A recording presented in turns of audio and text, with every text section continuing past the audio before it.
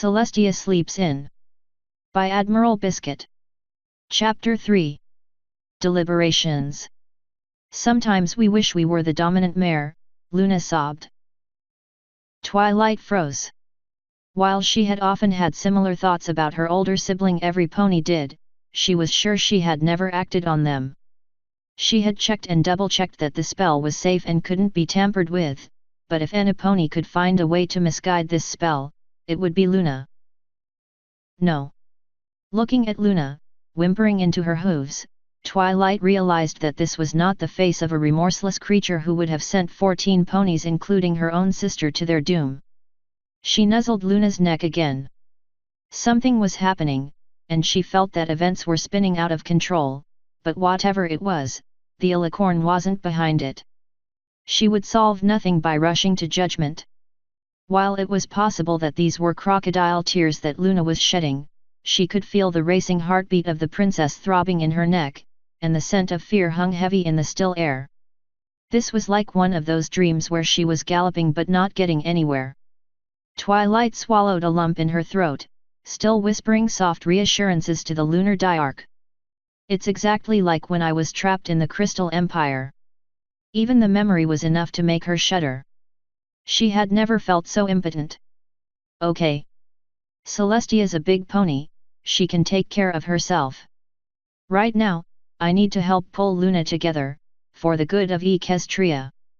Nothing else matters.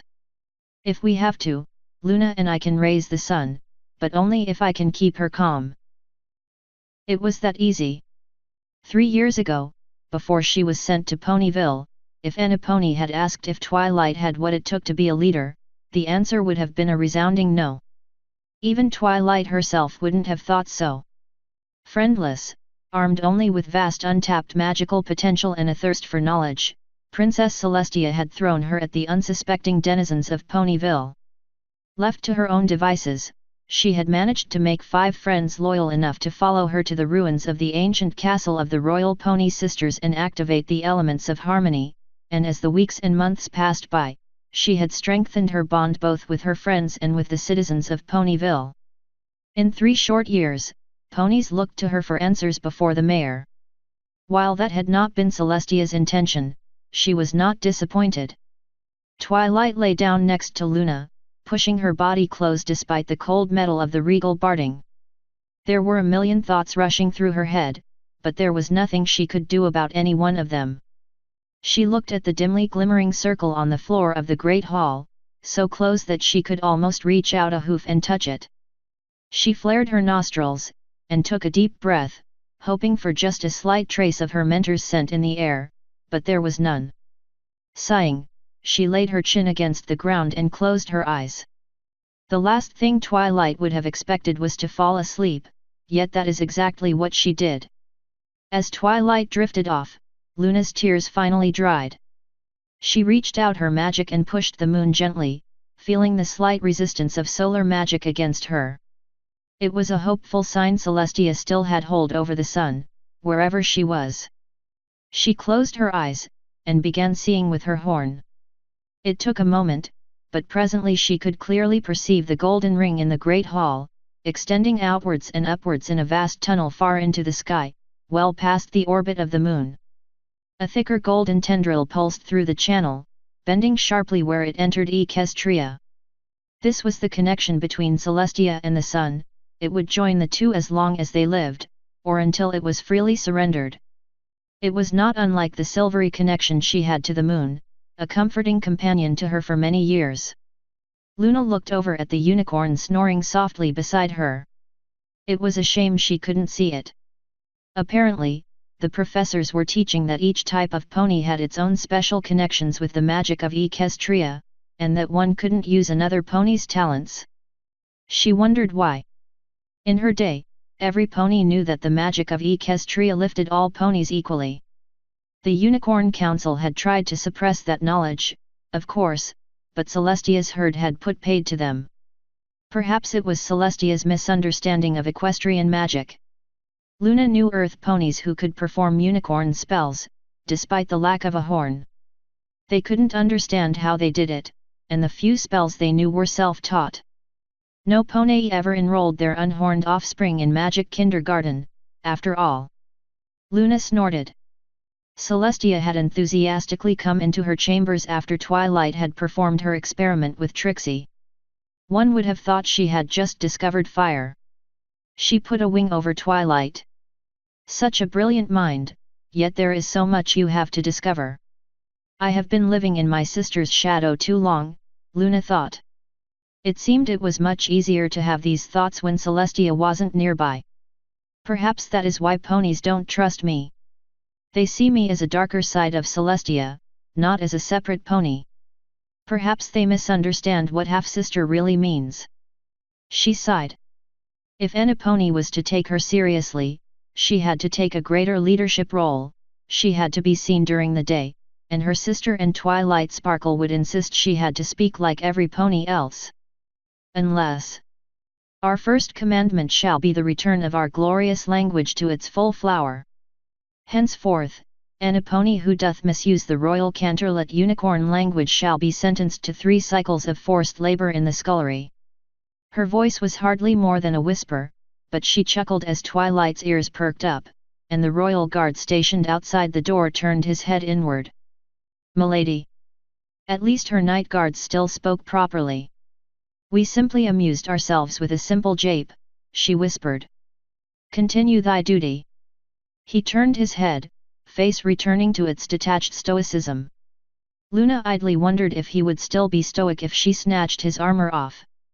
Perhaps she could cast a spell to heat the metal. That would be an interesting experiment. She frowned. No doubt the guards would be displeased to see a lighter side of Luna, and Celestia would fix her with an angry stare. As much as she felt that Celestia's vacation was a mistake, she had not put her hoof down, since she, too, sometimes wished that she could spend some time enjoying herself, like any pony else. Her nightmare night foray to Ponyville had been little better than complete disaster. The only place she seemed to get any enjoyment was in other ponies' dreams, and even that was fleeting. Still, if Celestia's experiment was successful, she could take her own vacations. She smiled, imagining herself frolicking on a beach, splashing her hooves in the water. She could strip off her regalia, and dance around au natural. She would know, soon enough. The moon was nearing the horizon. Morning had nearly arrived. Asterisk. Twilight looks around. She is standing in her parents' living room, surrounded by the wreckage of a vase. She believes it is their favorite vase. She does not know that to every foal, everything that gets broken is their parents' favorite, even when it isn't. She knows they will be back soon. They went to a concert with her brother, and she persuaded them that she was a big enough filly to take care of herself, and then she went and broke a vase. Tears begin welling in her eyes. They will never let her alone again. How can they trust her? Who's to say that next time, she might not burn down the house?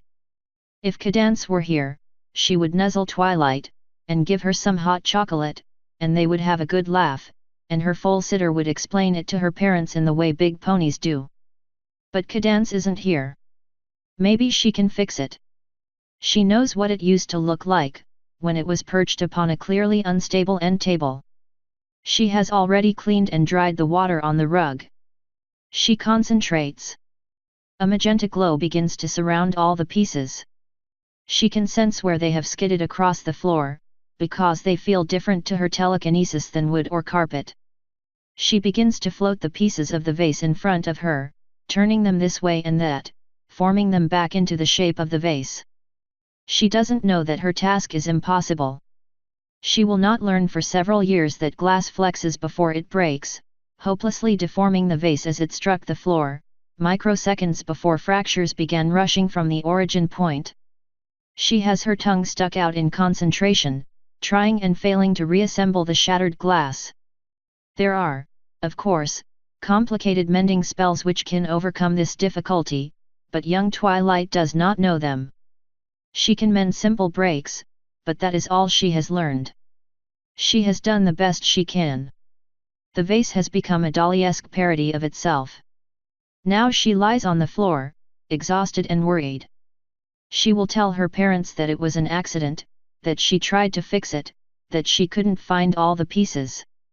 Her mother will scold her, her father will look at the vase admiringly. Her simple spell has knitted it back together well enough. Later that night, her parents will talk about it in low tones, chuckling to themselves about the precociousness of foals. The vase will be removed from the table, never to be seen again. Twilight, of course, will assume that her parents have thrown it away, but they have kept it, a proud trophy of foalhood, not dissimilar to the mouth-drawn stick pony crayon art tacked on the kitchen cupboards, or the splintery impractical napkin holder that graces the dining room table. She lies awake half the night.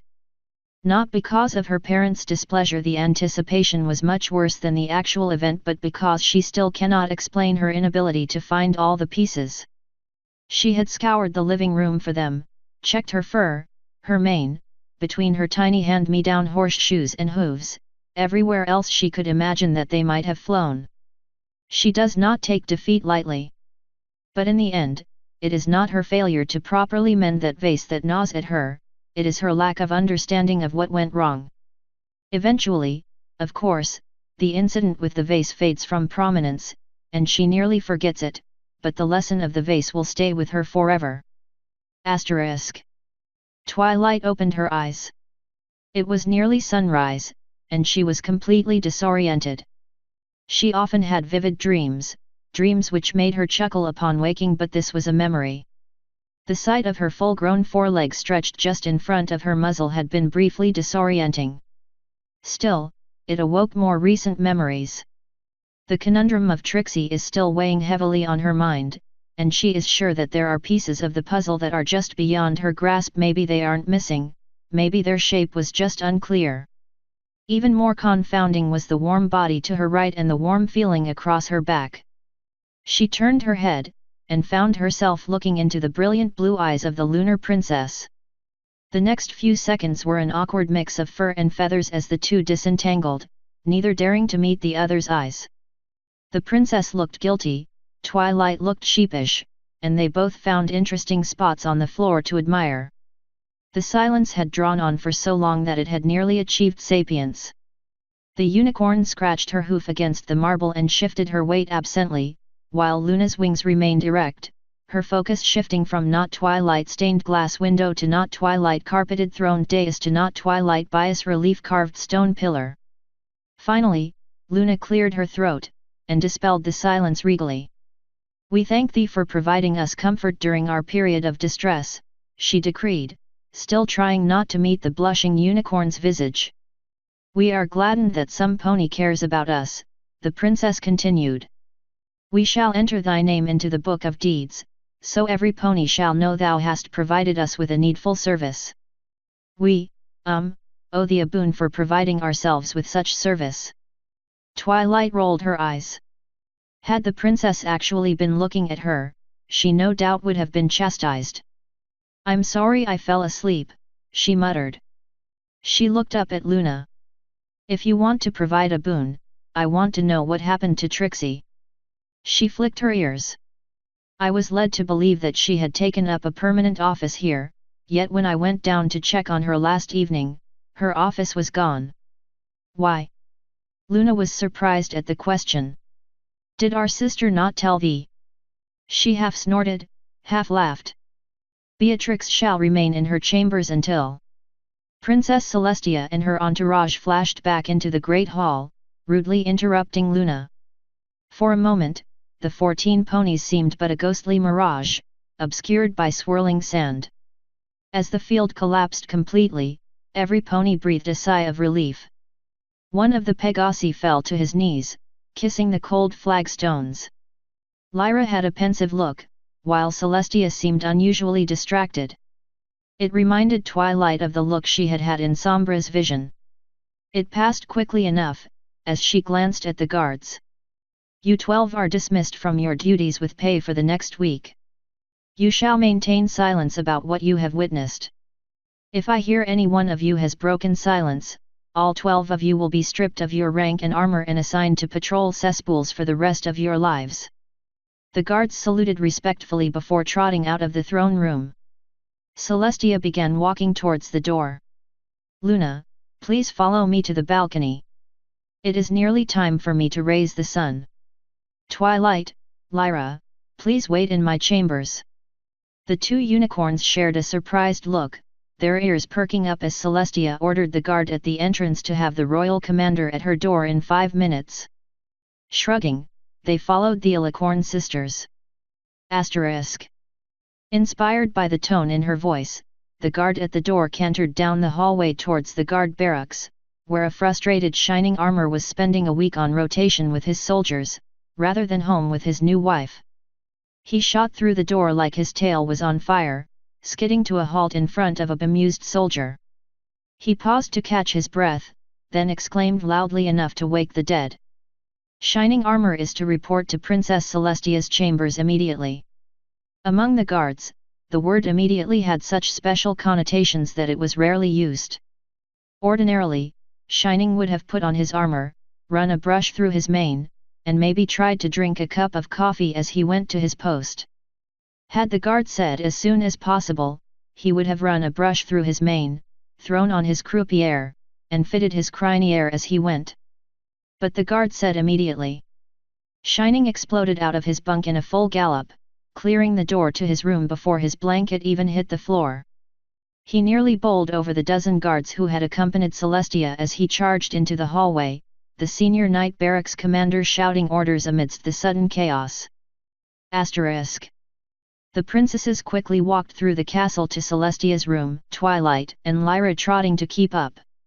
They had never seen her this agitated before, and while Lyra knew the reason, Twilight and Luna were clueless. When she had arrived at her door, Celestia paused to give the guard orders. Once your relief gets here, go to the kitchens and tell the staff to bring breakfast for 4 up to my chambers. They are to leave it in the hallway. Celestia looked at the stallion sternly. No pony else is to enter these chambers. The guard nodded, and held open the door. The Alicorns went through, followed by the 2 unicorns. While Twilight and Lyra waited, the Diarchs stepped through the antechambers to the hallway that led to the balcony. We are concerned about your demeanor, Luna commented, as the door swung shut behind them. Thou lookest ill at ease. Sun first, then I will explain, Celestia muttered, as she turned to the balcony. Luna's ears flattened. Celestia was almost never that short, unless something were happening that threatened her herd. With a worried expression, Luna followed Celestia onto the balcony. She was not as good at hiding her expressions as Celestia, and hoped that no pony saw her concerned face as the sun broke the horizon. When it was done, Celestia turned to her younger sister. I'm sorry. I have a lot on my mind. There was an unexpected event, and I'm not sure exactly how to handle it. It could put Equestria at risk, and needs to be dealt with as soon as possible. I shall discuss it with you and Lyra. I don't know if Twilight should sit in on deliberations. Luna frowned. What manner of secret wouldst thou keep from thine student after the actions of her hoof struck down my? This has nothing to do with Sombra, Celestia chided. I just wonder if she is ready to understand what leadership is really about. We again restate our previous objection. Luna looked at her sister thoughtfully. Thou wert not so hesitant when thou commanded us to strike down the Unicorn Council. Clover certainly experienced thine leadership skills first hoof. We wonder if she was cursing thy name as she. Enough. Luna, Celestia continued in a dangerously low tone, you are trying my patience. While it is no doubt edifying to dig up the long-buried bones of the past, and rub my muzzle in the mistakes I've made, it will do nothing to solve the problem which now presents itself. She advanced on Luna. I should like your advice, but if you have nothing to offer other than thinly veiled insults, I will throw you out of my chambers, and rely on my own judgment, flawed though you believe it. The 2 Alicorns stood in silence for a moment, heads lowered, wings flared. Finally, Luna lowered her wings, and ran over to Celestia. She began nuzzling her sister's neck. We were frightened, she whispered. We have always felt thy presence, but we could not when thou wert absent. We were afraid we had lost thee and our thoughts turned dark. We took what solace we could in our old armor, and Twilight Sparkle stayed by our side. We will cease our wrath until we and thee have solved thy dilemma, but we shall not forget it, sister. We shall not forget. We demand an audience when this crisis has passed. Celestia sighed. Only her sister would make a formal request for an audience. On one hoof, she would be happy if the events of the past stayed comfortably buried, but it was apparent Luna would not. Perhaps this was a peace offering, perhaps this would go a long way towards healing the wounds between them. I accede. Luna nodded. Very well. Tell us what hath transpired, and we shall honestly advise thee. The spell worked perfectly. After I cast the spell, I had a difficult time getting to sleep. The sand was uncomfortable, and I felt like a foal on hearth's warming eve. Eventually, though, I did sleep, and I woke after the sun's rays were warming my fur. But the beach which we supposed was deserted was not. There was a creature who was observing us. Lyra said it had been there since just before sunrise. It kept a close watch on us, although it did nothing. When I saw it, my first instinct was to scare it off, and I took an aggressive pose more on reflex than thought, I would say. I was perfectly safe. It seemed to frighten the creature, but it was backed against a rock, and did not get to its hooves. When I relaxed my posture, it also seemed to relax, so it seems that the creature understood my gesture. Lyra persuaded me to allow her to approach the creature, so I gave her a simple protective cantrip which would also allow her to cross the barrier that the initial spell had created. She met it halfway, and although it seemed reluctant, it approached her. It stayed out of reach of its forelegs, perhaps as a peaceful gesture. The two of them allowed themselves to be examined by the other, still maintaining their distance. When they had finished, I asked Lyra if she would be willing to meet with the creature again in one cycle, and she said she would.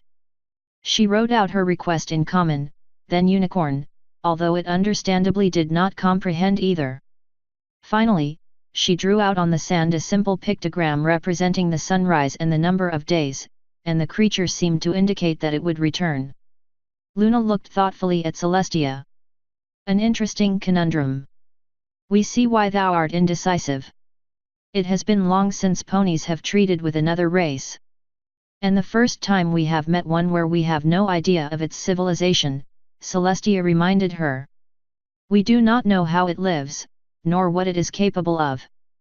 We believe that Twilight Sparkle should sit on Deliberation. Thou knowst she is a true polymath, and if any pony is likely to offer useful insight, 'twould be her. She paused for a moment. Furthermore, dear sister, shouldst thou truly desire to continue her training, she must witness the difficult decisions thou makest. The guards have the reality of their vocation explained before they are granted their armor. Why should she be any different? She is like my daughter, Celestia protested. I had hoped to protect her from these harsh realities for longer. How do I know if she's ready? And yet thou had no qualms about Luna snapped her jaw shut. Forgive us, sister. We did not mean to be argumentative. Thou must trust her to fly on her own, now. Celestia sighed. Very well. I hope breakfast is waiting.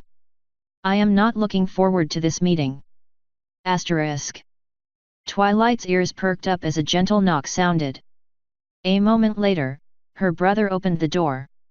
He was half-dressed. He was wearing his criniere, croupiere, flanchard and pastern guards while his squire stood by, surrounded by the rest of Shining's armor.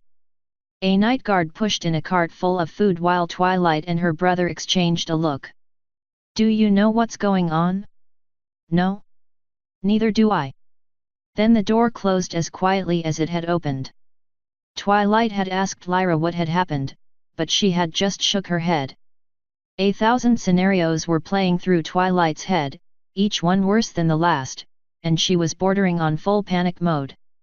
Her restless pacing of the office had not gone unnoticed by Lyra.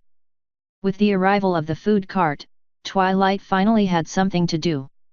She carefully levitated all the books and papers off the princess work table. The tablecloth was gently laid across the table, folds smoothed out, and each side examined to make certain it draped correctly.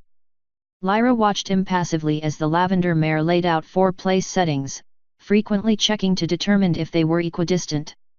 Forks, spoons, knives, napkins, plates, and cups were placed, adjusted, inspected, relocated. The serving trays came next. Twilight arranged them a dozen different ways before appearing satisfied.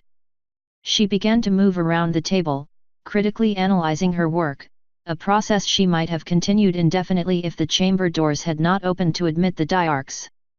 Celestia seated herself, absently lifting the covers off the serving platters and setting them aside. Emergency orders or no, the castle staff had outdone itself. There were thick slices of whole grain bread, a tureen of oatmeal, trays of eclairs, cinnamon rolls, crepes, fruit salad, garden salad, and a selection of a dozen different teas. She absently waved a hoof, whereupon the other 3 sat down. After Celestia had loaded her plate, filled a mug with tea, and submerged her crepes in maple syrup, the others loaded their plates and began eating. Twilight suddenly noticed the princess hadn't touched her food yet. I wonder if I shouldn't just kill it. Luna and Lyra looked at her in surprise. Twilight, wondering whether she had committed a grave social faux pas by eating before the princess, just looked confused. Why would you want to do that? Sister, do not be over hasty. We feel that would be a rash decision. Kill what? Celestia looked at them. Suppose it does pose a grave threat to equestrian society? Every moment we let it live is another moment that it might use to contact its rulers, who might decide to strike against us. Yet, they could be allies. By what right dost thou discard that chance so quickly? It didn't look dangerous. Will some pony tell me what's going on? Twilight looked at the other 3. And a pony. Celestia coughed politely. Pardon us, my dear student. Of course you should know. She summarized her prior conversation with Luna, and sighed. We are caught between a river and a mountain, I fear. There's no need to get our tails knotted, Twilight commented. Before we rush to any hasty decisions we might regret later, we should have a nice, civil discussion. I, for one, would like to hear what Lyra has to say about the creature. After all, she interacted with it directly, and there is nothing better than a close, first hoof account of the situation, as my brother would say. Celestia and Luna nodded together. 3 sets of eyes turned to face Lyra, who suddenly felt very uncomfortable. She dabbed a bit of syrup off her muzzle, took a sip of tea, and when it became apparent she could delay no longer, began to talk. To Twilight's surprise, she did not speak with the usual lyrical rhythm of Ponyville, but with a clipped, precise speech, much like Shining Armor had adopted after his first year at West Hoof. It stands about as tall as you, Lyra began, pointing a hoof at Celestia. It never went to all 4s, which leads me to conclude that it primarily moves on its hind legs. Its gait was clumsy, seeming like a stumbling fall countered by its forelegs. Its forelegs ended in flexible digits, much like a dragon's, which do not appear to have claws. It was wearing clothing which covered most of its body, except for its head and hands. It had fur on its cheeks and chin, as well as a short cropped mane. What little I could see of its forelegs had sparse fur.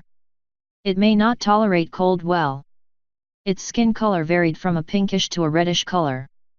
I did not observe a tail, although it could have been concealed underneath its clothing.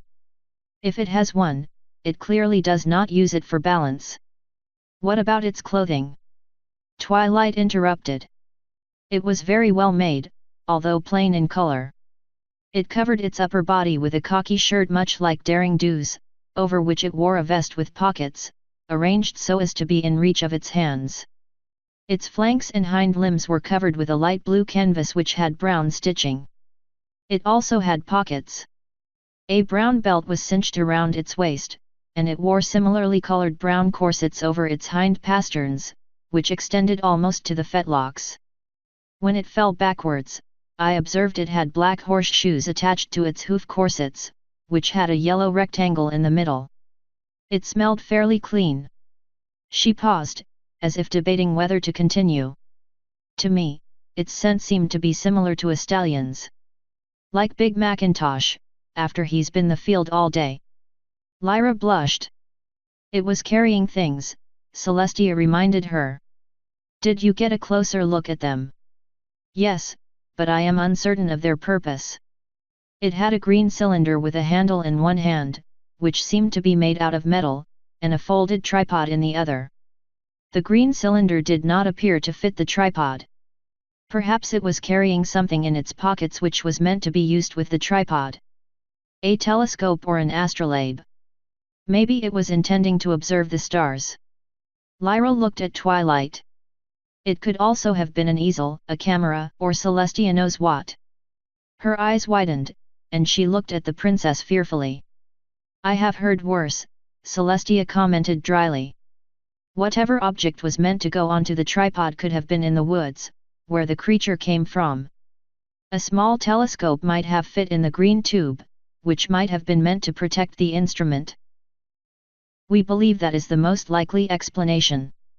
Every pony likes looking at the stars. Luna got a wistful look in her eyes. Was their night sky as beautiful as ours? It was obscured by the shield, Lyra said carefully. I did not view it properly. I did see some shooting stars, but they moved very slowly. Some of them blinked red and green. Getting back to the topic at hoof. Celestia looked at Lyra. What of its demeanor?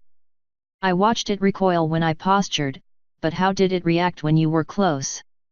Its expressions were difficult to read. It had small eyes, and its ears appeared fixed, and its mouth was set back from its narrow muzzle. It was far less animated than ponies. Nevertheless, its body language suggested confusion or fear. As nervous as I was to approach it, it seemed to be even more afraid of me. It does not seem to be a bold creature, although its facial structure implies that it is not a prey animal. Our ears, eyes, and noses seem far better formed than its anatomy. I would place its facial structure somewhere between a juvenile dragon and a diamond dog. Didst thou sense any auras or weave to it? I did not, nor did I see anything that appeared to be an attempt to utilize magic. It never tried to pick up its dropped items with telekinesis. It seemed to primarily use its hands, although it appeared it could also use its mouth for gripping, if it so chose. Celestia nodded. Do you have any more direct observations of the creature? It attempted to puzzle out what I had written in the sand. In retrospect, I should not be surprised that it failed to recognize either common or unicorn script, although it studied both carefully. It quickly understood the pictogram I drew. I feel it is likely at least as intelligent as a griffin. She took a sip of her tea. I don't think it's a threat, Twilight mused, looking at Celestia. It was alone on the beach, and fearful of you. To me, it seems a sign it was either ill, or had been banished from its herd. We do not know what type of society it has, the princess reminded her. Dragons prefer to remain alone, except during their migrations and their mating. They are no less of a threat. It clearly has some sort of society. Lyra set her teacup back down. It was wearing clothing which fit its form quite well, it had its corseted shoes, it was wearing glasses, and it was carrying manufactured objects.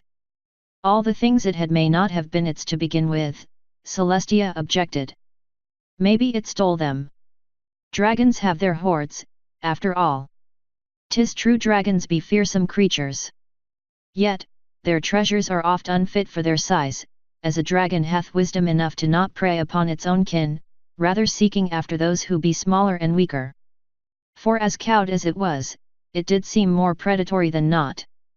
The creature might hunt by crouching in bushes and springing upon its prey.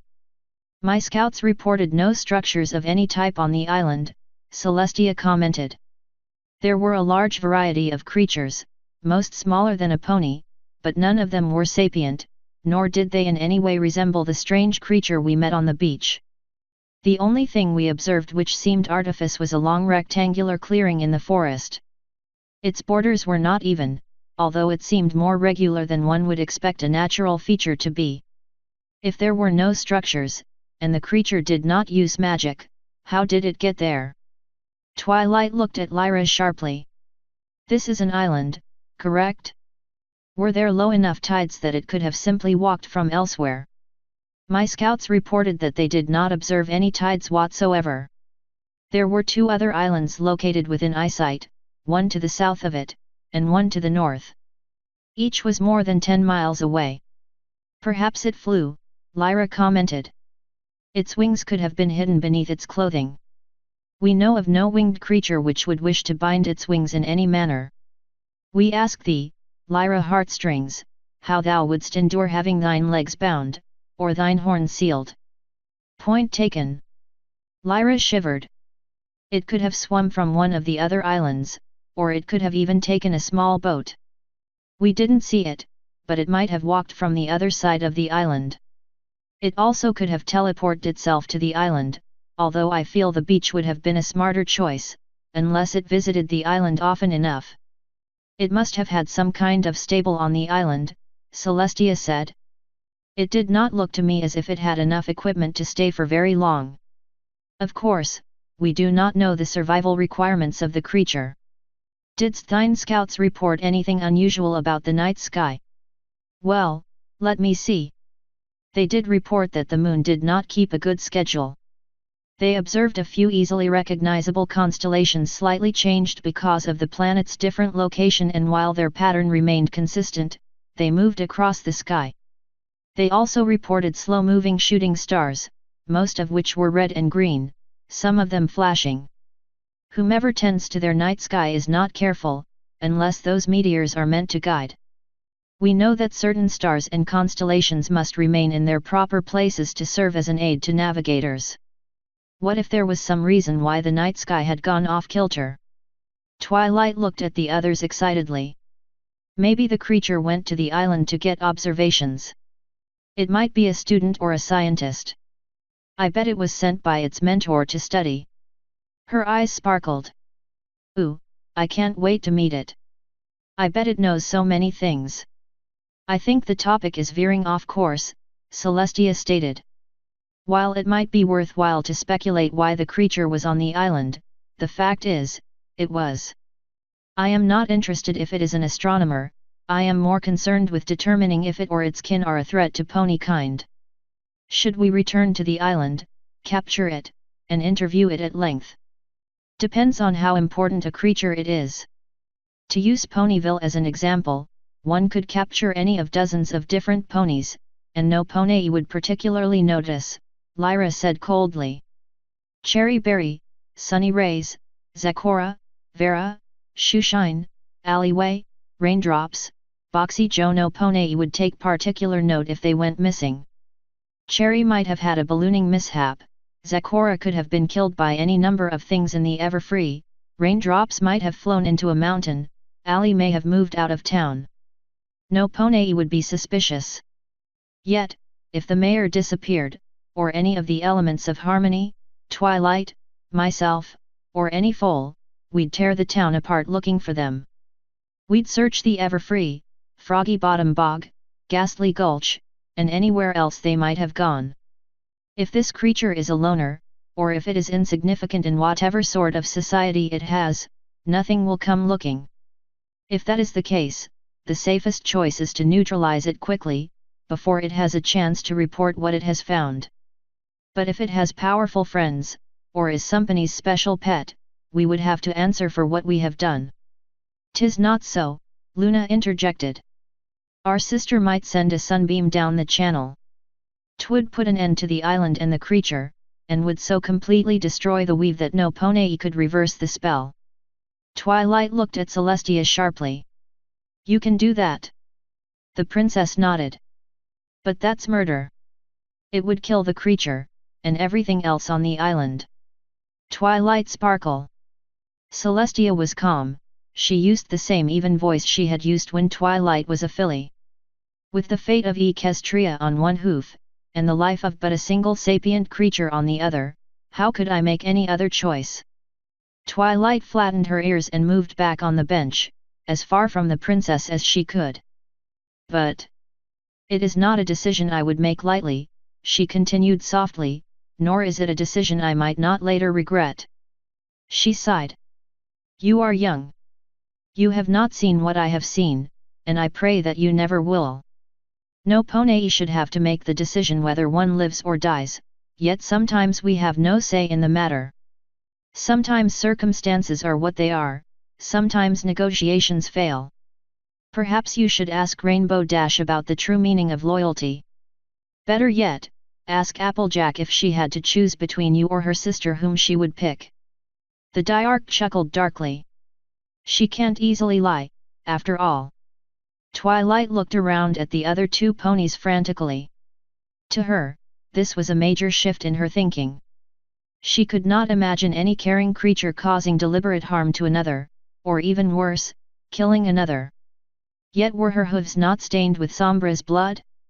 While she had not directly caused his death, she had found the crystal heart, and had ordered Spike to take it back down to its plinth. At the time, she had been so concerned with not disappointing the princess that she had not really given the matter any thought. Her brother was safe, Cadance was recovering her health, the crystal ponies were free from Sombra's rule, and she had been more worried about failing the princess test, anyway. But she'd had nightmares afterwards. Frightful dreams of Sombra chasing her, of being trapped forever in a crystal prison, of hearing Sombra's screams in the throes of death. She'd rationalized it, but now she wondered how the others felt. Applejack, she was sure, would have just accepted it and moved on. Perhaps Fluttershy would have mourned, but her experience with animals had no doubt inured her to the harsh realities of life. Twilight knew that Fluttershy often caught fish for injured carnivores without any regret whatsoever. Rainbow Dash probably didn't spend much time thinking about it at all. She wasn't very introspective. Pinkie Pie wore her heart on her hoof, she was as bubbly and cheerful as ever, so no harm done there. It had probably seemed a game to her. Rarity, who knew what Rarity thought? Twilight was fairly certain that Rarity had a different face for every occasion. As dramatic as she was, there was a core of steel inside that unicorn, an unbending integrity only Rainbow Dash could match. She would fuss over the small things all day long, but never say a word about anything major. Despite her aversion to dirt, she had run an entire race with Sweetie Belle while covered from head to hoof in mud, while wearing Applejack's sweaty hat. But what about Spike? Was he still too young to know what he had done? Or did dreams of Sombra haunt his sleep? She realized that she knew too little about what went on inside the dragon's head, and vowed to speak with him when she got back to Ponyville if, that is, she could come up with a resolution to her own problem. It wasn't the fact that Sombra was dead. That thought hardly troubled her at all, and that was what bothered her. Was she a bad pony for not caring? Shouldn't all life, even Sombra's, be sacrosanct?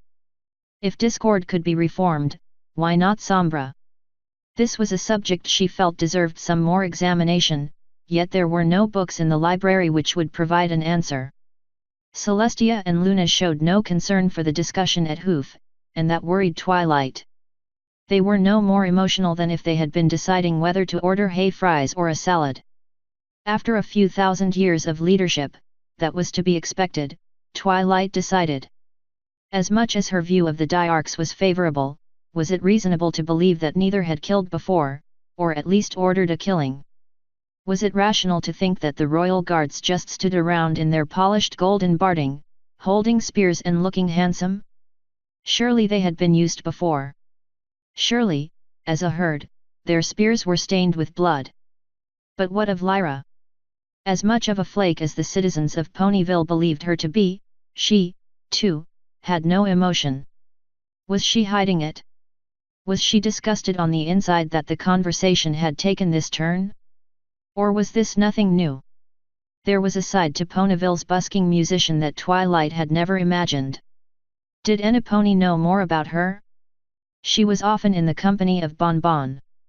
Did the two of them sit around speaking of murder? Lyra, I hear Mayor has just decided to enact a new tax on confectioners. Well, that isn't a problem, we'll just have her killed. But Lyra, are you sure that's wise? No pony can stop me. I will just tell the princess it was self-defense. I am a member of the royal guard. Who will tell me no? Can I have another candy? Oh, Lyra, you're so powerful and decisive. You're so sociopathic. Oh, hold me. Kiss me. Make sweet, sweet. Twilight blinked. That had been weird. The other 3 ponies were still sitting around the table, an ordinary breakfast table, discussing murder. Lyra was eating another crepe while pondering justifiable equicide. Luna was watching her intently, while mulling over murder. Celestia was nibbling a strawberry, scenes of solar strikes playing through her mind. No. This was all wrong. There was a better answer. Surely there was. Is there? Who killed Sombra? You killed Sombra. Twilight began to sound a keening wail. Her whole reality had just shifted, and she was not satisfied with her new perception. It felt like she had been peacefully sitting on a sheet of ice, blissfully unaware of her peril, and a malevolent mare had tipped the ice, and now she was sliding towards the icy water, her hooves scrabbling fruitlessly at the smooth surface. This was worse than when she had imagined being sent back to magic kindergarten. For the second time in her life, she began to wonder if the princess was always right. She was unaware of the concerned look on Lyra's face, nor the glances the 2 alicorns shared. She vaguely heard Celestia mouth a concerned phrase, and Luna's quiet wait. And then, miraculously, the ice was level again. Her hooves had found purchase. Her internal debate had been settled. A small part of her brain still rebelled, but it was drowned out by mental doors slamming shut, by the inevitability of paths not taken. This was what it really meant to lead. Decisions were made for the benefit of the herd, not of the individual. When it came down to it, there had not been a single second that she thought of Sombra until after he had died. Her brother, her sister-in-law, and every pony in the Crystal Empire had been more important than the corrupted unicorn. Maybe she had known the moment she touched the crystal heart, maybe not, but she did not second-guess her decision until long afterward, and she had already concluded that she had made the right choice. She felt the same rightness in this decision. This was for the good of all the citizens of Equestria. I think there is much we could discover from this creature, she began. I believe it would be best to learn, inasmuch as is possible, its language and customs. Now that it is aware we exist, it may have already informed its rulers of our existence, and it is possible that they might find a way to come here. If we have already established a dialogue, we will no doubt find ourselves in a stronger position than if we ignore this opportunity, and they discover us anyway. More importantly, I believe that by understanding it, we will understand ourselves better. From speaking with dragons, we have learned how we appear to them, the same goes with griffins, and, to a lesser extent, diamond dogs. Every creature has a different culture, and different outlook on life. How much different must this alien's perspective be? We might be able to use lessons we learn from dialogue with this creature next time we need to negotiate with another race. Finally, we might learn technological skills which we have not developed, or are not aware even exist. Every pony knows that we learned the craft of metallurgy from the dragons. Who knows what we might learn from this creature? If they have magic, they may have discovered spells we have not. If they do not have magic, they might have devised technology which could be beneficial to earth ponies, for example, or even to simpler creatures. We have learned, as a society, the bitter lessons of mistrust and disharmony, of not working together, and of ignoring opportunities which present themselves, even unexpectedly, and we have learned that when we work together, as a unified herd, we can accomplish great things. Oftentimes, those whom we do not understand, those who remain isolated from the herd, can be a source of wisdom and knowledge, and we should not fear them unless we have reason to do so. In my own experience, I, along with the other citizens of Ponyville, feared and shunned Zecora because she was different than the rest of us, and it took the courage of a filly to seek her out, and bless us with her knowledge. Can we not be braver than Apple Bloom? But whatever choice you make, whatever decision you feel is best for Equestria, make it now. If you believe it to be a threat, every moment that creature remains at large is a moment more our society is at risk, a moment in which it may begin to find its way here, alone, or with an army following it. I have heard it said that in wartime any decision is better than no decision at all. Princess, your leadership has turned Equestria into the paradise it deserved, now I defer to your judgment. The Alicorn looked at Lyra. I agree with Twilight. I have my thoughts, my reasons for wanting to continue contact. I believe that this creature wishes us no ill. But you have the benefit of centuries of leadership, you have more wisdom than I will ever possess. You may make whatever decision you choose without my opposition. We do not see eye to eye with thee on all occasions, dear sister. Yet, in this matter, our voice too must fall silent. We know that thou wishest no more than the peaceful existence of our society, and that thy choices must be made to that end. We vow upon pain of banishment that we shall not publicly question or contradict thy decision, but shall support thee in full. Celestia nodded. I had not expected to reach a consensus by default. I feel that the choice of inaction does not leave oneself free from blame, were that on Enipone's mind. She looked at the other three. Do you make this decision from cowardice? Know that if it is a poor decision, all four will share in the blame, yet if it is wise, only I shall receive the credit. When no objections were forthcoming, she stepped from the table. Very well. My decision has been made. Author's note. As always, a big thanks to my pre-readers. For specific chapter information, be sure to check out my blog, here. End author's note. Blog post. Celestia sleeps in. Chapter 3 Notes and Thanks. 6:44 a.m. Special thanks to my mother, who proofread until midnight last night, so this could be posted this morning. Thanks also to Woonsocket Wrench for additional proofreading. The concept of corseted shoes is from Over the Edge and Through the Wood, an excellent read. Edit. I'd also like to give a big shout out to Humanist, who came aboard as a pre-reader after this chapter. He had strong opinions, as you can no doubt see if you read the comments, about Celestia's actions in this particular chapter. He's not alone, of course. Celestia, is often a topic of discussion in the Protect Celestia group. In a way, the first contact dilemma is much like the trolley problem thought experiment, with the variation, you don't know if the trolley will stop safely on its own, but you do know that if you switch it to the other track, it will stop, and you will kill an innocent bystander. End blog post.